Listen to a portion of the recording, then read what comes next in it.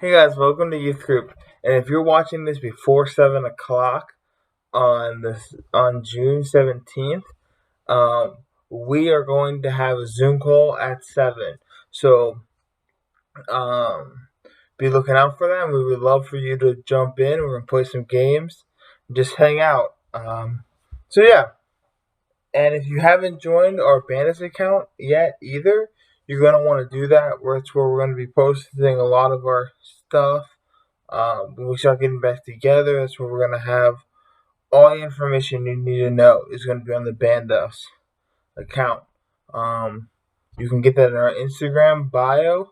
So go join that. Also, our Zoom information's on there, as well as it's gonna be posted on Instagram.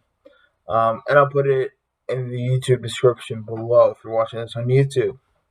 So for the next couple of weeks, we're gonna look at a few Bible stories. We're gonna look at a few individuals, um, and just maybe just a few chapters of the Bible. Just kind of dive into them. Tonight we're gonna start with Job. Um, this is a story that um, I like to look back and reflect on, especially during hard times. Um, and as there's a lot going on in this world, it's a good one to look at. So we're going to just read Job chapter 1, and then we're going to talk about it a little bit at the end. If you have any questions, please message me so we can have a conversation about that. Alright, so Job chapter 1. In the land of Uz there lived a man whose name was Job. This man was blameless, upright, and he feared God and shunned evil. He had 7 sons and 3 daughters. He owned 7,000 sheep, 3,000 camels, 500 yoke of oxen, and 500 donkeys, and had a large number of servants. He was the greatest man among the people of the East. So Job was a very rich guy. He was the greatest, the richest of the whole East. So just very wealthy. Like back in those days, like one way you told wealth is by the animals you had. And I just read off how many animals he had. He had a lot of animals, as well as lots of servants. Um, his sons used to hold feasts in their homes on their birthdays, and they would invite their 3 sisters to eat and drink with them.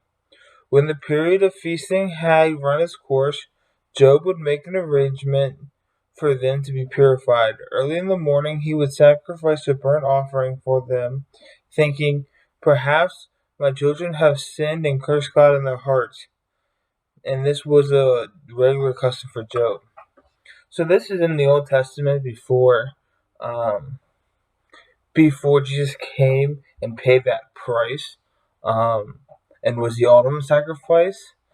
And before that, whenever you sinned, you had to sacrifice an animal to the Lord.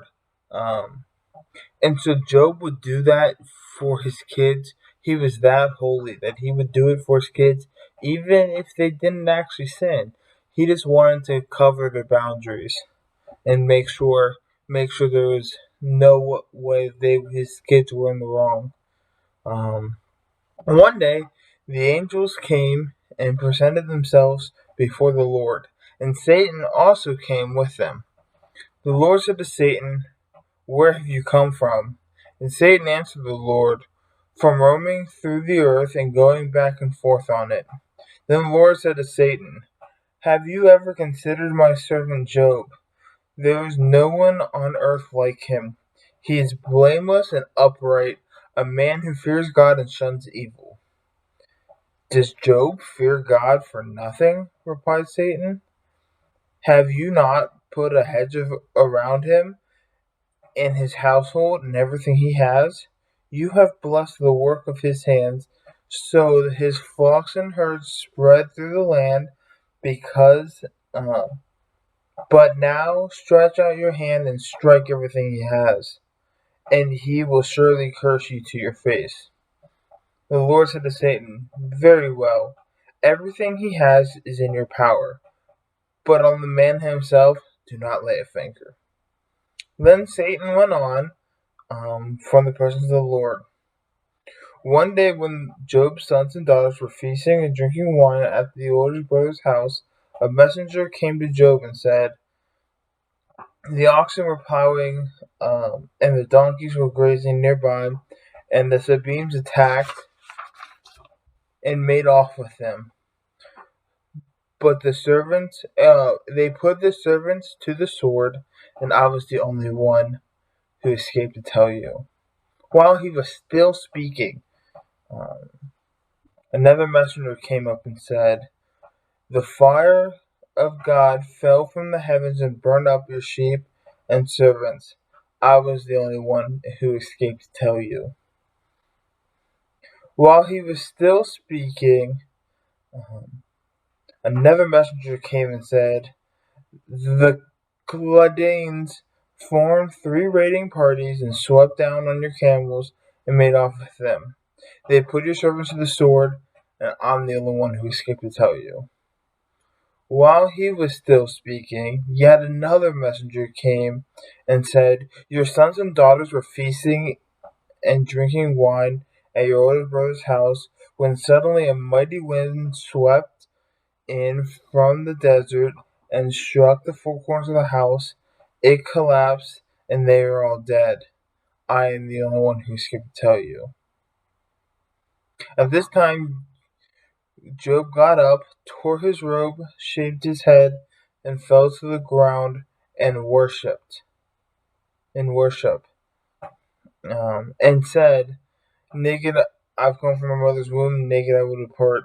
The Lord is given, the Lord is taken away. The Lord is taken away. May the name of the Lord be praised. In all of this, Job did not sin by charging God with wrongdoing. Wow. At the beginning, we talked about how rich he was and how he had everything. In the matter of seconds, that was all gone. As each time someone was telling him the bad news, another one came. So all this would have happened within a minute. Or probably, within like a minute, he lost everything. From all of his animals to his kids and most of his servants. Only a few made it out alive. And in all of that, what did he do? He worshipped. And he said, the Lord is given and the Lord is taken away. He didn't blame God. He knew God had a purpose. And he continued to praise him and worship him. So when something comes up that's hard, as a struggle, what are we gonna do? Are we gonna harden our hearts towards the Lord, or are we going to continue to praise him and worship him even in the hard times? I encourage you to worship in the hard times. I've talked about this a lot, that in James, I believe it's 1:10, it talks, or maybe it's not 1:10, but early in James, we went over this when we did the Devos. I'm forgetting the exact reference, but in James 1, talks about how the more you struggle, the more you grow, and that we should be joyful in the times of sorrow. Sorry, my watch went off.